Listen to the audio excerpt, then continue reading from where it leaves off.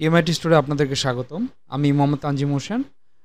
এই টিউটোরিয়ালে আমরা দেখব যে কিভাবে আপনারা বিটিসিএল থেকে কোনো ডোমেইন কিনলে সে ডোমেইনের যে হোস্টিংটা আপনারা যেখানে হোস্ট করবেন, যে ওই ডোমেইনটা যেখানে হোস্ট করবেন, সেই হোস্টের যে নেম সার্ভার আছে এটা কিভাবে সেট আপ করবেন।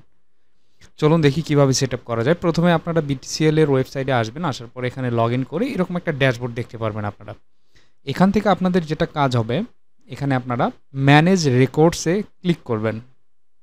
ম্যানেজ রেকর্ডসে ক্লিক করার পরে আপনার যে ডোমেইনগুলো এখানে পারচেস করা আছে সেই ডোমেইনগুলো কিন্তু এখানে দেখাবে। হ্যাঁ, সে সাপোজ আমরা যদি এই ডোমেইনটার কথা বলি, এই ডোমেইনটা যদি আমরা চাই যে এখন এই ডোমেইনটা আমরা অন্য একটা হোস্টিংয়ের সাথে কানেক্ট করতে, সে সাপোজ আমরা নেমচিপ থেকে একটা হোস্টিং কিনেছি।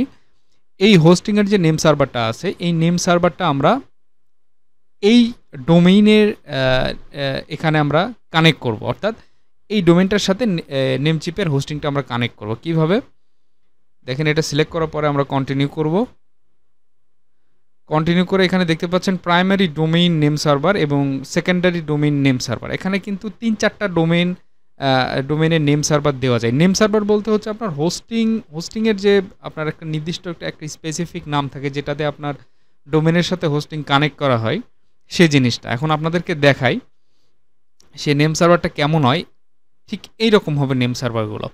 আপনারা যেখান থেকে কেনেন, আপনারা যদি বাংলাদেশি কোনো হোস্টিং প্রোভাইডার থেকেও কেনেন অথবা বাইরের কোনো হোস্টিং প্রোভাইডার থেকেও কেনেন, তাহলে আপনারা এই রকম 2টি অথবা 3টি নেম সার্ভার পাবেন। ওই নেম সার্ভারটা দিয়েই আপনি মূলত বিভিন্ন জায়গা থেকে ডোমেইন আপনার এই হোস্টিংয়ের সাথে কানেক্ট করতে পারবেন। অর্থাৎ এক জায়গা থেকে আপনি হোস্টিং কিনলেন, কিন্তু বিভিন্ন জায়গা থেকে ডোমেইন কিনলেন।